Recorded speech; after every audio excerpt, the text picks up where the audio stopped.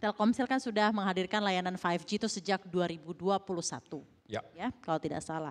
Dan masih terus menggelar secara masif hingga akhir tahun lalu. Ya. Evaluasi Anda selama 3 tahun menghadirkan layanan 5G seperti apa? Your personal evaluation, apa saja tantangan yang dihadapi Telkomsel dalam penggelaran 5G sampai saat ini? Baik, terima kasih pertanyaannya. Jadi Telkomsel obviously kita launch 5G dan juga terima kasih dari Kominfo memberikan license kepada kami di tahun 2021. Dan itu di tengah-tengah waktu itu zaman COVID. Tapi kita selalu optimis dan percaya bahwa ini juga membantu mengakselerasi adopsi teknologi digital waktu itu yang sangat dibutuhkan pada saat COVID. Dan ketika perkembangan berlanjut, kita lakukan implementasi yang secara bertahap, kemudian juga menyesuaikan dengan ekosistem, terutama penetrasi handset 5G. Jadi kita lakukan, kita alokasikan lokasi-lokasi yang memang secara handset penetrasi 5G mencukupi. Jadi kita lakukan based on cluster.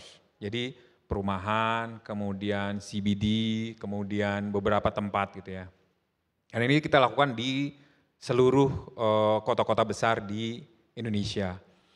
Nah, di tahun 2024 kita lebih naik lagi. Kita lakukan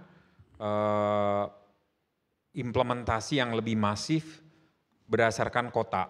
Tadi berdasarkan cluster, kita berdasarkan kota. Kita mulai dengan Denpasar, Kuta, Badung, kemudian sekarang Jakarta. Seluruh Jakarta kita lakukan dan beberapa tempat Jabodetabek.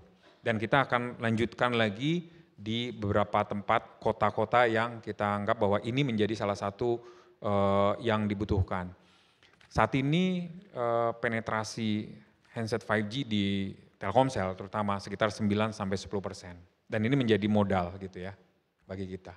Demikian. Untuk 2025 goalnya apa di lowest hanging fruit untuk pergelaran 5G?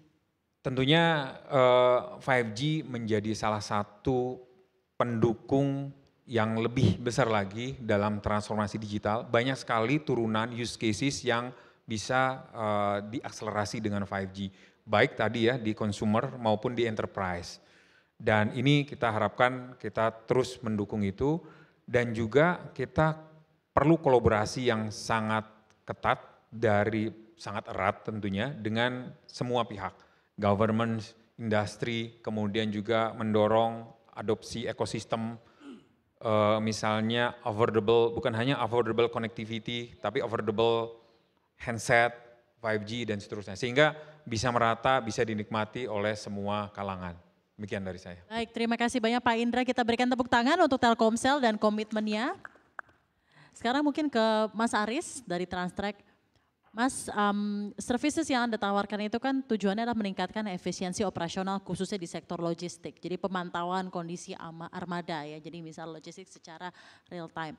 Ini berdasarkan data yang kami terima, Transtrek itu sudah berhasil diimplementasikan di Malaysia menggunakan global SIM card ya, yang selalu terhubung.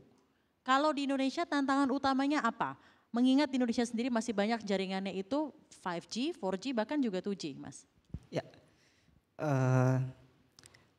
kalau yang kami lihat ketika implementasi di lapangan begitu ya, kami masih menemukan area-area yang memang coveragenya belum ada sinyal seluler. Nah, masih ada beberapa daerah begitu ya, dan mungkin ini tantangan juga bagi kita semua karena letak geografis Indonesia mungkin cukup kompleks juga ya. Juga terdapat case juga kadang terkait kualitasnya, mungkin tadi disampaikan ya, kualitas internet. Jadi beberapa area memang kami menemukan masih banyak terkait delay dan lain sebagainya begitu ya, yang itu mengakibatkan real time kita tadi, karena kan Transtrek menyediakan layanan yang real time, tapi ketika dari koneksi internetnya ada delay, tentu layanan kami juga terganggu sebetulnya. Nah, juga kami mempunyai tantangan itu karena di area-area itu operator seluler itu istilahnya coveragenya tidak merata ya. Mungkin di area A operator A nih yang bagus. Sementara di area B operator A tidak ada nih, yang ada operator B. Nah ini juga tantangan bagi kami untuk memilih provider mana yang harus kami gunakan gitu ya. Jadi ketidakmerataan service gitu Ya ya. betul, sehingga kami itu menggunakan yang tadi disebutkan global SIM card. Oke. Menggunakan istilahnya international roaming gitu ya. Jadi kita terkoneksi ke semua provider itu malah secara roaming, Pak. Secara roaming. Dan juga kami mempunyai teknologi hybrid yang otomatis ketika seluler itu tidak terdeteksi, alat kami ini akan otomatis terkoneksi menggunakan satelit. Nah itu juga salah satu langkah yang bisa kami ambil ya, karena target kami adalah membuat perangkat-perangkat IoT ini selalu terhubung ke internet begitu ya. Dan tadi sempat di-mention di area-area ini masih ada jaringan 2G begitu ya. Nah itu kami juga merasakan Pak. Jadi ada daerah-daerah yang ternyata tidak tercover oleh jaringan 4G. Yang ada hanya 2G. Akhirnya kami harus menggunakan perangkat yang berbeda kan. Perangkat yang berbeda yang bisa terkoneksi dengan 2G. Dan itu cukup banyak sebetulnya. Dan ini mungkin juga sangat membantu bagi kami ketika dari regulator ataupun dari operator dapat memberikan timeline nantinya ini 2G ini apakah akan tetap ada atau bakal shutdown gitu ya. Ketika shutdown itu rencananya kapan begitu ya. Karena kami perlu persiapan juga untuk menyongsong hadirnya 5G ini ke depan begitu.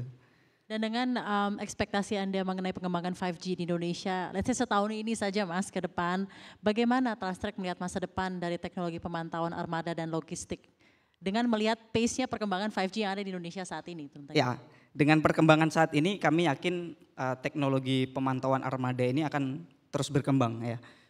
Terutama sekarang ini sudah ada pengembangan teknologi AI driven for predictive maintenance. Jadi sistem itu akan bisa mendeteksi potensi kerusakan apa pada kendaraan berdasarkan historical penggunaan armada itu sendiri. Berdasarkan behavior driver mengemudi kendaraan. Nah jadi sebelum kendaraan itu breakdown, terjadi kerusakan, sistem itu sudah bisa mengidentifikasi apa yang akan berpotensi terjadi kerusakan. Nah dan ini nanti akan terintegrasi dengan sistem inventory tentunya untuk manajemen stok. Nah itu 5 tahun ini pasti akan ada teknologi itu karena kami juga ikut mengembangkan di situ. Nah dan juga Transtrek ini juga sedang mengembangkan yang namanya vehicle to vehicle communication atau V2V communication. Nah tentu nanti ketika hadirnya 4G ini akan sangat membantu kami sebetulnya. Nah saat ini kami sudah bekerja sama secara strategis dengan IMI, Ikatan Motor Indonesia, yang nanti akan mengadopsi teknologi ini. Jadi nanti di mana antar kendaraan ini bisa saling berkomunikasi. Karena kan sekarang autonomous vehicle kan mungkin nanti akan berkembang juga ya. Nah nanti sistem itu akan, setiap mobil itu akan bisa saling terkoneksi dan berkoordinasi secara otomatis. Nah nanti teknologi ini akan diadopsi oleh IMI, Ikatan Motor Indonesia, yang akan diimplementasi untuk motorsport. Nah ini nanti kita akan implementasi di balap rally. Jadi di mobil rally itu nanti akan dipasangin oleh alat kami, dan alat kami ini bisa komunikasi antar mobil rally tersebut. Nah ini saat ini kami sedang disertifikasi oleh FIA yang nanti akan kami gunakan dalam acara World Rally Championship yang akan diselenggarakan di Indonesia tahun depan. Mungkin itu. Luar biasa Transtrek, capaian dan milestone kita berikan tepuk tangan. Tapi tentunya berkembangnya akan lebih pesat ya jika 5G di Indonesia tentunya perkembangannya semakin Betul. baik. Jadi memang paralel ya perkembangannya. Baik, sekarang saya ke search, Pak Yune. Pak, tadi datanya menarik. Justru malah saya ingin langsung tanyakan kepada Anda gitu ya. Dari observasi Anda sendiri, sebenarnya apa Pak penyebab layanan fixed broadband Indonesia itu menjadi penetrasi yang salah satu terendah di Asia Tenggara. Dan kecepatannya itu rankingnya 9 dari 10 negara ASEAN di average 30-32 Mbps saja. Dan penetrasi kita hanya sekitar 13-15%. Oke, terima kasih, pertanyaannya bagus sekali. Eh, Mungkin saya ceritakan dulu ya, search dari awal itu mulai membangun fiber optik kan ya. Kita punya aset fiber optik di sepanjang rel kereta api Pulau Jawa, kemudian di jalan tol, total adalah sekitar 7.000 kilometer. Nah, kita juga punya kemampuan untuk membangun edge data center ya, mobile edge computing ya, Mas Indra ya. Kita ada peluang sampai up to 500 stasiun kita bisa bangun semua dan nanti untuk memberikan bukan cuma kecepatan tapi juga experience kepada pengguna dengan yang sebaik-baiknya gitu. Nah, kemarin saya bersama dengan para analis dan juga para investor itu ya, saya ajak teman-teman semua itu kita naik kereta api bersama. Itu saya sewa 3 gerbong itu ya, saya pikir kosong tuh, ternyata pada antusias semua. Ada sekitar 60-70 yang ikut dan tujuan kami adalah untuk melihat satu kenyataan ya bahwa penetrasi yang rendah ini bisa kita lihat di sepanjang rel kereta api itu ya. Nah ini kami jalan dari Jakarta menuju Cirebon, kami berhenti di beberapa stasiun, kita semua sama-sama saksikan ya bahwa rupanya bukan cuma masalah desa atau kota gitu Pak. Rupanya di kota pun juga ada segmen-segmen yang menengah bawah dari rakyat Indonesia ini yang ternyata masih belum mendapatkan internet fixed broadband gitu ya. Kita jalan terus ya, sangat padat, kiri kanan itu sangat padat sekali. Banyak penduduknya, segmennya segmen menengah ke bawah karena mungkin mereka kan kalau yang menengah ke atas mungkin rumahnya jauh dari rel kereta api ya suaranya agak bising ya. Nah dari situ kita baru tahu bahwa ya ini mereka tuh yang jadi permasalahan utama kita adalah daya beli. Jadi daya beli. Jadi makanya saya sangat menyepakati ya dengan hasil surveinya juga APJI kemudian juga diskusi dengan Komdigi bahwa kita harus menyediakan layanan fixed broadband dengan harga yang terjangkau bagi masyarakat. Nah, selain itu juga kita juga harus menyediakan internet dengan kecepatan yang bisa cukup bagi mereka untuk bisa melakukan pendidikan online, kesehatan online dan juga mungkin dengan basic AI. Itu kemarin juga dari himbauan dari Komdigi kita sangat menyambut baik bahwa kecepatan 100 Mbps itu sangat optimal sekali ya. Nah kita saat ini sudah meluncurkan produk internet 100.000 per bulan dengan kecepatan 100 Mbps. Nah, ini rupanya antusias semua tuh 100 masyarakat. 100 ya? Ya 100.000, 100 Mbps ini satu angka yang mudah diingat ya dan satu angka yang sangat membuat penduduk-penduduk di sekitar kereta api sangat antusias sekali.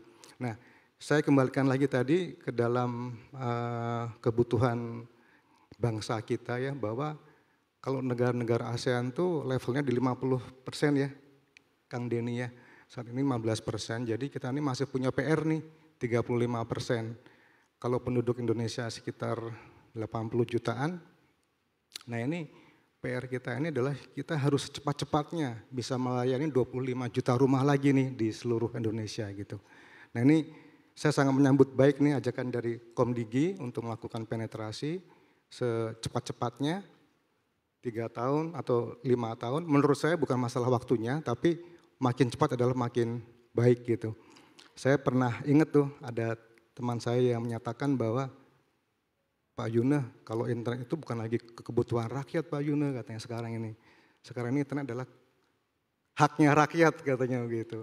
Wah siap-siap gitu ya. Tapi memang betul sekali di era seperti ini, di era AI ini kalau kita mau tumbuhkan ekonomi bangsa, kita tumbuhkan kecerdasan bangsa, kita tumbuhkan kesehatan bangsa ini adalah wajib kita harus bisa melayani mereka dengan internet yang murah dan kecepatan tinggi. Jadi konektivitas adalah kebutuhan primer begitu ya Pak ya? Ya, dan masalah kita adalah masalah daya beli masyarakat. Masalah daya beli masyarakat, jadi bukan masalah geografis ya Pak ya, bukan masalah kesulitan untuk penanaman infrastruktur, tapi masalah daya beli masyarakat. Setuju sekali. Apakah ekonomi tersebut visible gitu ya, daerah tersebut secara ekonomi visible? Yes, itu pertanyaan penting sekali. Jadi kami di Stress dan juga dibantu sama juga partner mitra-mitra kami berpikir dengan cara yang terbalik ya. Dengan 100.000, 100 Mbps, gimana kita harus melakukan inovasi terhadap teknologi dan cara kerja kita supaya ya namanya juga bisnis ya harus Ya. untung dong gitu ya. Dan alhamdulillah kita bisa temukan caranya gitu. Bagaimana Pak reception masyarakat dengan produk yang Anda tawarkan? 100.000 per bulan, 100 Mbps. Oke Pak receptionnya. Mantap. Mantap, kita Mantap, kasih tepuk mantap, tangan dulu untuk mantap, mantap. Saya sangat Manis terharu. ya, Pak, ya?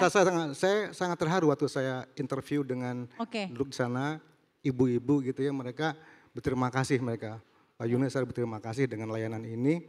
Oke. Dan saya tanya ke ibu itu, apa sih harapan ibu nih ke depan? Cuma satu Pak, harganya jangan naik Pak. Gitu. Oke.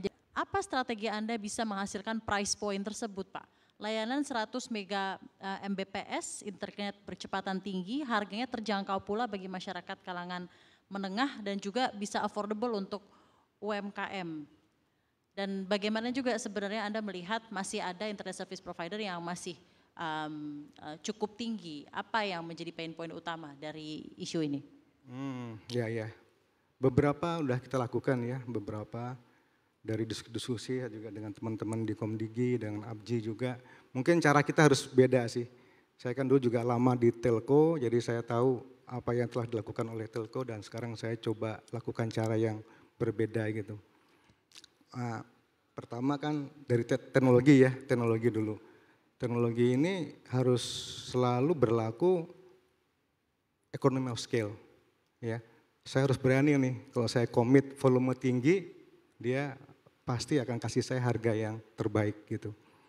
Dan saya tahu bahwa ini adalah industri yang merupakan ekosistem yang harus kita bangun. Jadi saya harus satu persatu saya dekati itu. Dari pembuat chipsetnya, ODM-nya, pabrikannya, itu semua saya dekati satu persatu. Saya jelaskan konsepnya kita, saya jelaskan komitmen kita. Mereka sangat full support dan mereka bersedia untuk memberikan saya harga yang terbaik. Yang kedua, cara kerja kita harus kolaborasi sekarang. Kita nggak bisa kerja sendiri-sendiri, tadi juga Kang Denny sudah sampaikan ya.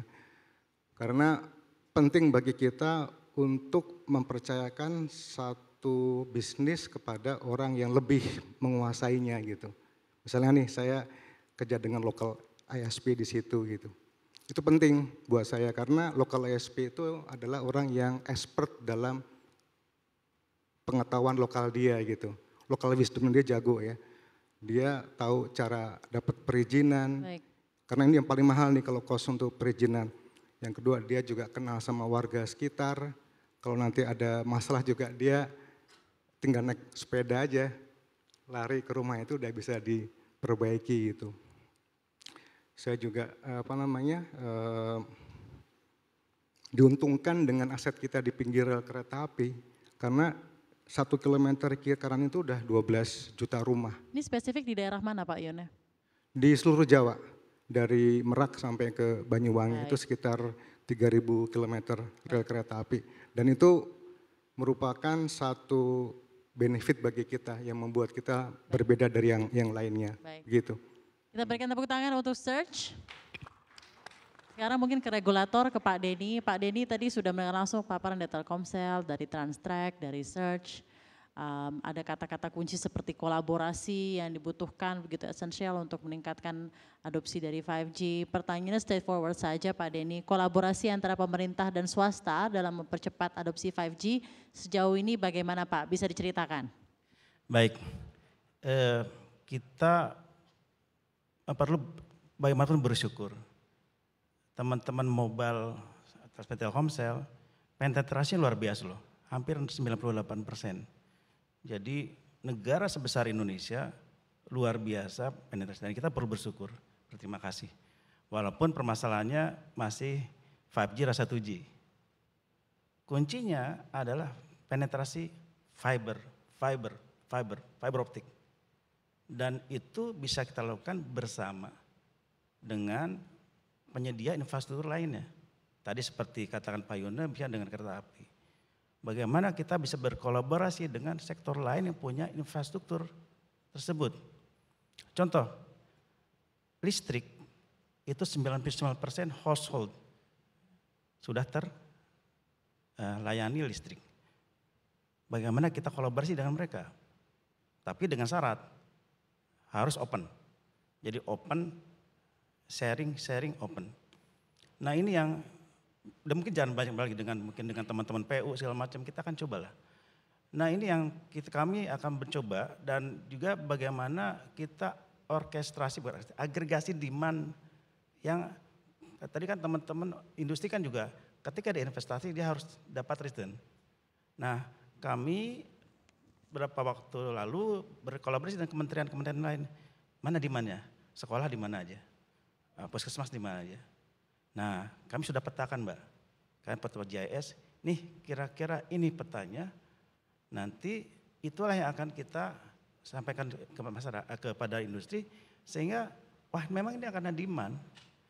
Sehingga kalau ini sekaligus kita dapat broadband penetrasi backhaul fiber ini, mobile dapat, fix dapat.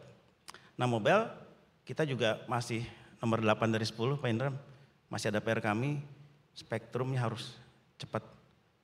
Ada 700, 2,6, 3,5. Mohon doa Bu, insya Allah. Ya, kami doa ada regulatory cost yang harus kita, dan kita harus yakinkan juga ke teman-teman dari Kementerian Keuangan maupun yang lain, bahwa ini yaitu kita jangan kalah sama negara lain. Ibu Menteri ingin kita unggul di AI. Ya, tadi sebagai saya katakan jangan sampai kita jadi bukan deep seek tapi seek deep. Karena kesulitan. Kalau AI, mohon maaf tidak bisa hanya handphone Pak, Mbak. Karena mata saya udah tua, mungkin bikin programming agak sulit Pak Indra. Kalau pakai HP harus paling nggak PC. PC apa? Fix broadband. Nah sehingga mudah-mudahan yang kolaborasi ini saya yakin Mbak. Saya yakin kita punya tujuan sama, goal yang sama. Paling nggak sampai kecamatan deh. Dalam 2-3 tahun kecamatan, rasanya reasonable. Gitu loh. Setelah itu baru ke desa. Memang mungkin ada daerah yang sulit Pak, seperti Papua segala macam pakai satelit. Iya. Tapi jangan lupa Jawa, Sumatera, Kalimantan, Sulawesi itu rasanya udah cukup, sekolahnya cukup banyak. Ya. Nah ini yang mungkin kami berharap mudah-mudahan kita target jangka pendek ya, mengalahkan Laos. Terima kasih. Baik, terima kasih banyak. Kita berikan tepuk tangan untuk Kemenkominfo. Dari segi strategi dan kebijakan infrastruktur digital, sekarang mungkin ke Kementerian Perindustrian. Ini menarik karena kita dari Kementerian Perindustrian justru perspektifnya kita akan dengar langsung dari Direktorat Jenderal Industri Logam Mesin, Alat Transportasi dan Elektronika. Jadi hardware-nya ya Pak ya, bagaimana hardware dan kesiapan kita secara manufaktur itu bisa mendorong industri telekomunikasi dan konektivitas. Straightforward question-nya adalah seperti apa strategi Kemenperin dalam mendorong industri logam, mesin, alat transportasi dan elektronika agar lebih siap menghadapi era 5G dan AI ini secara hardware. Terima kasih Mbak.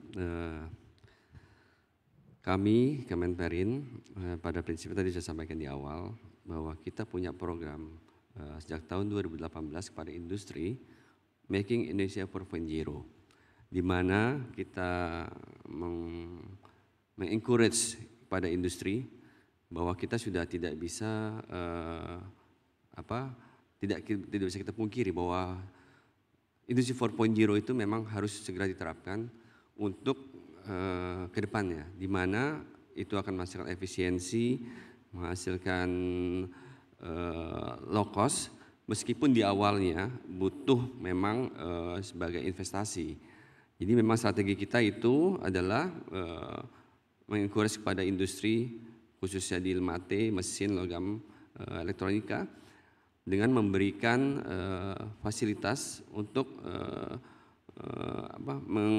mengedukasi ke mereka, memberikan arahan serta mengajak mereka kira-kira di bagian mana yang mereka belum siap untuk di Making Indonesia 4.0 tersebut. Jadi memang penerapan 4.0 ini sangat diperlukan sekali untuk langkah ke depannya sebelum masuk ke era 5G. Yang mana hardware-nya itu